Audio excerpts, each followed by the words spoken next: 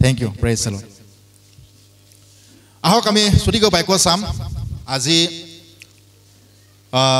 ঈশ্বৰে আমাক কৈছে যে কষ্ট পৰিশ্ৰম আমি কৰিব পাৰিম নে ঈশ্বৰৰ ৰাজ্যত আৰু আমি কৰি আছো নে ঈশ্বৰৰ ৰাজ্যত কোনে কেনেকৈ কষ্ট কৰিছে কোনে কেনেকৈ ঈশ্বৰৰ ৰাজ্যত আগবাঢ়িছে আমি নাজানো সেইবিলাক চাবলৈ গ'লে আমি ঈশ্বৰৰ বাক্যৰ লগত চলি গ'লেহে আমি মানুহজনক আমি কি হয় চালি বা মানুহক এজন ব্যক্তি ঈশ্বৰৰ কাম কেনেকৈ কৰিছে আমি সেইটো ধৰিবলৈ পাওঁ কিন্তু আমি ব্যক্তিগত হিচাপে চালে বা সাংসাৰিক হিচাপে চালে আমি এজন ব্যক্তিক ঈশ্বৰৰ কাৰ্য কেনেকৈ কৰিছে আমি ধৰিব নোৱাৰোঁ বা আমি দেখাব সি ভালে কৰি আছে বা এজন পাষ্টৰে বা এভাঞ্জেলিছে বা এজন প্ৰচাৰকে বা যিমানে হওক বিশ্বাসী হওক আজিকালি বিশ্বাসীও কাম কৰে পাষ্টৰেও কাম কৰে সকলোৱে যিবিলাকে কাম কৰে ঈশ্বৰৰ ৰাজ্য যিজন ব্যক্তিয়ে সৰুৰ পৰা ডাঙৰলৈকে এই সকলো কাৰ্য আমি কেনেকৈ ধৰিব পাৰিম ঈশ্বৰৰ কষ্ট পৰিশ্ৰম কেনেকৈ কৰিব পাৰে হালেলুয়া আহক আমি চাম মাৰ্কৰ 14 অধ্যায় 32 পৰা 42 লাগি চাম আমি সঁচাকৈ আমি ঈশ্বৰৰ ৰাজ্যত যেতিয়া আমি চলিব হ'লে বা আমি ঈশ্বৰৰ ৰাজ্যত থাকিব হ'লে বা আমি ঈশ্বৰৰ ৰাজ্যত আমি কষ্ট পৰিশ্ৰম সহন কৰিব পাৰিমনে কষ্ট পৰিশ্ৰম আমি কৰিব পাৰি আছোনে বা আমি ডেইলি জীৱনত আমি ওলাই যাওঁতে বা ঈশ্বৰৰ কাৰ্য ওলাই যাওঁতে কাৰ্য নহয় মানুহে ঘৰৰ পৰা যেতিয়া ওলাই যায় তেতিয়া ঈশ্বৰৰ কাৰ্য নহয় নিজৰ ব্যক্তিগত হিচাপে কাম কৰিবলৈ যায় মানুহে সেই সময়ত আমি কেনেকৈ ঈশ্বৰৰ কাৰ্য কৰিব পাৰোঁ এতিয়া আমি দেখাবলৈ পাওঁ এতিয়া বহুত কিবা কিবি ঘটনাবিলাক হৈ আছে বা কিবা কিবিবিলাক হৈ আছে সেইবিলাক ইগনোৰ কৰি দিয়ক আপোনালোকে সেইটো ইমান মাথা মাৰিব নালাগে জাষ্ট মই কৈছোঁ ঈশ্বৰৰ কাম কেনেকৈ কৰিব পাৰে বা আমি নিজৰ ব্যক্তিগত হিচাপে মানুহক কেনেকৈ ক'ব পাৰে আহক আমি চাম মাৰ্কৰ 14 অধ্যায় 32 আৰু 33 আমি সঁচাকৈ কিমান কষ্ট পৰিশ্ৰম কৰিব পাৰোঁ ঈশ্বৰৰ কাৰণে চাওক এতিয়া লিখা আছে গেটছেমানে বাৰীত যীশুৰ আন্তৰিক যাতনা যীশু খ্ৰীষ্টই আন্তৰিক যাতনা কৰিছে আন্তৰিক অন্তৰ আত্মাৰ আন্তৰিক যাতনা অন্তৰৰ ভিতৰ হৃদয়ৰ বেদনা বুলি কৈছে হালেলুয়া আমাৰ সেই বেদনা হ'বনে আমাৰ সেই বেদনা হৈ আছেনে না আমি ফূৰ্তিত আছোঁ না আমি এনজয় কৰি আছোঁ গীৰ্জাত আহি এনজয় কৰি আছোঁ ঈশ্বৰৰ বাক্য শুনি ঘৰত যাই মাংসই ভাত খাই এনজয় কৰি আছোঁ কামত গৈছোঁ ঈশ্বৰৰ আমি যি আন্তৰিক যাতনা যি যীশু খ্ৰীষ্টই যি লৈছিলে সেই আন্তৰিক যাতনাটো আমি পাহৰি গৈছে নেকি আমি সঁচাকৈ আমি কষ্ট কৰি আছোনে যীশু খ্ৰীষ্টৰ নিচিনা পৰিশ্ৰম কৰিব পাৰিছোনে আমি প্ৰভুৰ নিচিনা চাওক আমি চাম 37 পাছে তেওঁ আহি ক'লে হে চিমন তুমি টোপনি গ'লানে এঘণ্টাও পোহৰ দি থাকিব নোৱাৰিলা নে পৰীক্ষাত যে নপৰা এই নিমিত্তে তোমালোকে পোহৰ দি প্ৰাৰ্থনা কৰা আত্মা ইচ্ছক শৰীৰ দুৰ্বল হালেলুয়া সঁচাকৈ আমাৰ আত্মা ইচ্ছুক হৈ থাকে কিন্তু ক'ত ইচ্ছুক হয় বেলেগ কামত ইচ্ছুক হয় হালেলুয়া হয় আমাৰ ইচ্ছুক হ'ব লাগে টকা পইচাত কামত কিন্তু আমাৰো সদায় তলে তলে কি হ'ব লাগে ঈশ্বৰৰ আত্মাটো সদায় উতলি থাকিব লাগে সেইটো উতলাই ৰাখিব লাগে আমি কোনো আহি আপোনাক পানীটো সি উতলাই নিদিয়া আপুনি নিজে উতলাই ৰাখিব লাগিব আপুনি নিজেই ঈশ্বৰৰ কাৰণে কি কৰি থাকিব লাগিব কষ্ট কৰিব জানিব লাগিব আৰু পৰিশ্ৰম কৰিব জানিব লাগিব যীশু খ্ৰীষ্টই যেনেকৈ কষ্ট আৰু পৰিশ্ৰম কৰিছিলে তেনেকৈ আপুনি পাৰিব লাগিব সেইকাৰণে কৈছে আমাক যে তুমি টোপনি নাযাবা তুমি সাৰ পাই থাকা তুমি 1 ঘণ্টাও তুমি মোৰ কাৰণে পোহৰ দি থাকিব নোৱাৰিলানে অৰ্থাৎ যীশু খ্ৰীষ্টই দেখাই আছে তেওঁক যে কেনেকৈ কষ্ট কৰিব লাগে বা এটা ভাল কাম কৰিবৰ কাৰণে এটা ঈশ্বৰৰ ৰাজ্যত টিকি থাকিবৰ কাৰণে কেনেকৈ কষ্ট কৰিব লাগে সেইটো দেখাই আছে যীশু খ্ৰীষ্টই সেই শিষ্যবিলাকক যে কষ্ট এনেকুৱা কৰে যে চকুৰ টোপনি লয় বা আপুনি কিছুমান কাম থাকি সেই কামটো এৰি আহি হালেলুয়া কিছুমান আপুনি ব্যস্ততা কামটো থৈ আহি সেইটোহে পৰিশ্ৰম বুলি কৈছে হালেলুয়া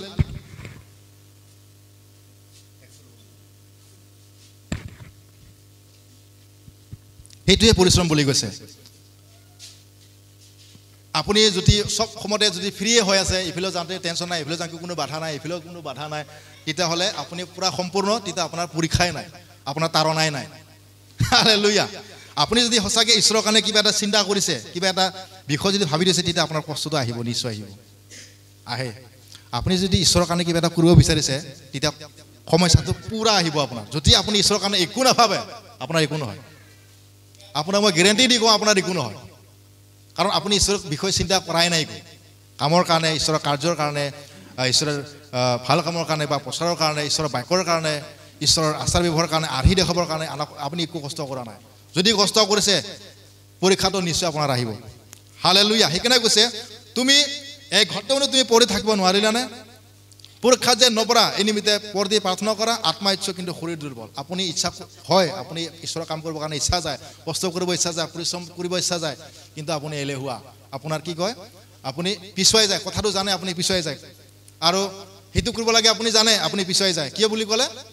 তেতিয়া আপুনি ঈশ্বৰৰ কাৰণে কোনো পৰিশ্ৰম কৰা নাই যীশু খ্ৰীষ্টই যিটো আৰ্হি দেখাই গৈছে আপুনি সেইটো আৰ্হিটো লোৱা নাই সেইটো কাৰণে আপোনাৰ জীৱনৰ সমস্যা বেমাৰ আজাৰ প্ৰব্লেমবিলাক আপোনাৰ আহিব আৰু আপুনি বাৰে বাৰে পাঠা লৈ থাকিব লাগিব হালেলুয়া তো গতিকে হেনেকুৱা যেন নহয় আপুনি যেন পৰীক্ষা যেন নপৰা বা পৰীক্ষা যেন আপুনি ভুগি নাথাকা সেইটোৰ কাৰণে আপুনি ঈশ্বৰৰ কাৰণে পৰিশ্ৰম আৰু কষ্টটো যীশুখ্ৰীষ্টৰ নিচিনাকৈ যেনেকৈ যীশুখ্ৰীষ্টই যেনেকৈ কৰিছিলে সেনেকৈ আপুনি কৰিব লাগিব পঢ়ি প্ৰাৰ্থনা কৰিব লাগিব জাগি থাকিবলৈ কৰিব কিবা কাম এটা এৰি আপুনি ঈশ্বৰৰ কামটো কৰিব লাগিব নিজৰ কামটো পিছত কৰি ঈশ্বৰৰ কামটো আগত কৰিব লাগিব তেতিয়াহে আপোনাৰ কামটো ছাকচেছ হ'ব বুলি কৈছে ঠিক তেনেকৈ আপোনাৰ চাম মাৰ্কৰ 4 অধ্যায় তাতে কি কৈছে মাৰ্কৰ 4 অধ্যায়ত কি কৈছে চাম 25 পৰা 41 শৰ্টকে গৈ আছো বেছি এক্সপ্লেইন কৰা নাই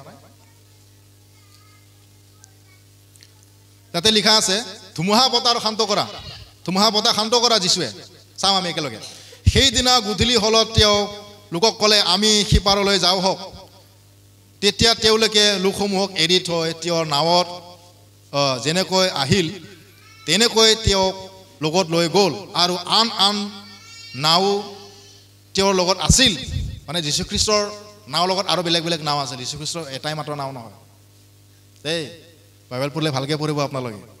আৰু কওঁতে যেনেকৈ সাগৰত এটাই মাত্ৰ নাম আছে যীশুখ্ৰীষ্টই সেই নাওখন এখনেই মাত্ৰ আছে বুলি ভাবে না বাক্য কওঁতে এনেকুৱা লাগে নহয় জানো তো গতিকে নাৱৰ তাৰ লগত আৰু কেইখনমান নাও আছিল আৰু দেই শুনি যাব আৰু আন নাৱত তেওঁৰ লগত আছিল ভালকৈ শুনি যাব পাছে বৰ ধুমুহা বতাহ বলাত ঢৌ কোবত নাৱত পানীৰে পূৰ হ'বলৈ ধৰিলে তেতিয়া তেওঁ নাৱৰ ঘূৰি ফালে গাৰুত মূৰ দি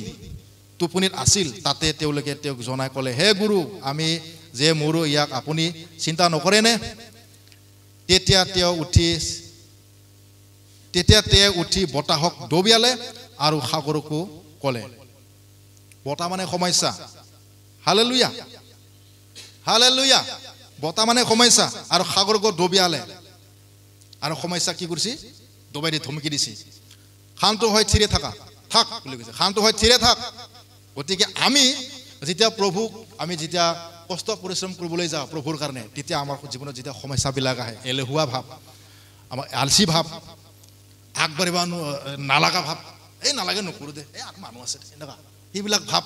পুৰা নেগেটিভ ভাৱ পুৰা শয়তানিক ভাৱ এইবিলাক এই আন আছে এইবিলাকে কৰিব নহয় এইটো পুৰা শয়তানিক ভাৱ এইটো আপুনি ঈশ্বৰত নাই তাৰমানে আধাৰুৱা ঠাই নাই আপুনি তো গতিকে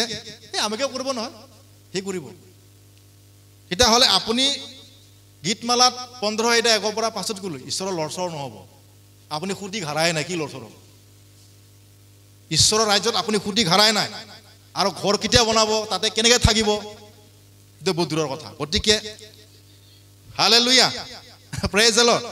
সেইকাৰণে আপুনি যেতিয়া ঈশ্বৰৰ কাৰ্য কৰিবলৈ যাব ঈশ্বৰৰ কামত যাব বা গীৰ্জাত যাব বা আপুনি যিকোনো এটা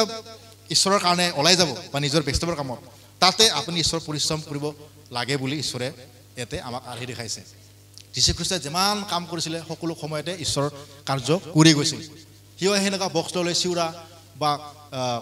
ইনডাইৰেক্ট লিংটাৰি ইনচাল দি ঈশ্বৰ বা একো কোৱা সেনেকুৱা নহয় আজিকালি মানুহে সেইটো ইউজ কৰি আছে এইটো ইউজ কৰিব নালাগে ঈশ্বৰৰ বদনাম হয়তো ঈশ্বৰে সেনেকুৱা কোৱা নাই নহয় ডাইৰেক্ট বেলেগ ধিৰিক কৰে মানে নিজৰটো আগত কৰা ইহঁতে বেয়া পাইতো বেলেগে তো গতিকে সেনেকুৱা নহয় আৰু চিউৰি গ'লে মানুহ কাণত লাগে কিছুমানে শুনবা নোৱাৰে কিছুমানে কাষত থাকে বেয়া পায় এইবিলাক মানে বিৰোধী কামটো আমি কৰিব নালাগে ঈশ্বৰে আকৰ্ষণীয় প্ৰেম টাইপৰ কামবিলাকহে আমি কৰিব লাগে বৰ থিকিংটো সেনেকুৱা হালেলুয়া বৰ ভাৱটো সেনেকুৱা আৰু ঈশ্বৰৰ যিটো ভাৱ আমাৰ সেইটো ভাৱ হ'ব লাগে জবৰদস্ত নহয় ঈশ্বৰৰ কামটো গতিকে ঈশ্বৰৰ কামটো সদায় প্ৰেমেৰে আৰু গভীৰ চিন্তাৰে আৰু বিবেচনাৰে হয় বুলি কৈছে আৰু ঈশ্বৰৰ পৰা যি কথা ওলাব সেইটো সেই কাৰটো আৰু কেতিয়াও বেলেগ ফালে নাযায়, তাতে লাগিবই। আৰু বেলেগ সেই কাৰটো যদি ওলাইছে আৰু ভৰিও নাহে বুলি কৈছে। তো গতিকে আমি যেতিয়া ঈশ্বৰৰ কাম কৰোঁ তেতিয়া আমাৰ জীৱনত সেই বতাহবিলাক আহে, ধুমুহাবিলাক আহে। তো গতিকে আমি কি হ'ব লাগে? দবিয়াব লাগে আৰু কি কৰিব লাগে? আৰু প্ৰতিৰোধ কৰিব লাগে ঈশ্বৰৰ নামত, যীশুখ্ৰীষ্টৰ নামত। সেইকাৰণে আমি যেতিয়া বাহিৰত আমি ওলাই যাওঁ বা আমি যেতিয়া ঈশ্বৰৰ কাম কৰিবলৈ যাওঁ তেতিয়া আমাৰ জীৱনত সেই ঈশ্বৰৰ পৰিচৰ্যা বা ঈশ্বৰে কৈ যোৱা আৰু সেইবিলাক আমি পালন কৰি যাব লাগিব। আৰু ঈশ্বৰৰ যিটো নেকি আমাক আদেশ দিছে তেওঁৰ বাণীবিলাক, সেই বাণীবিলাক আমি প্ৰেমেৰে আৰু মৰমেৰে আমি মানুহক বুজাব লাগে। সেইটোৱে কষ্ট আৰু পৰিশ্ৰম বুলি কৈছে। আমাৰ নিজৰ দৈনন্দিন জীৱনৰ লগত ঈশ্বৰৰ কাৰ্যটো পৰিশ্ৰমেৰে মিলাইকে আমি কৰি যাব লাগে। কিন্তু জবৰ জঙেৰে বা খং ৰাগেৰে নহয়, ঈশ্বৰৰ কামটো সদায় প্ৰেমেৰে আৰু স্নেহেৰে যাব লাগিব। হালেলুয়া। মই বেছি দেৰি এক্সপ্লেইন কৰা নাই, সময় কম আছে, 11টা বাজিল।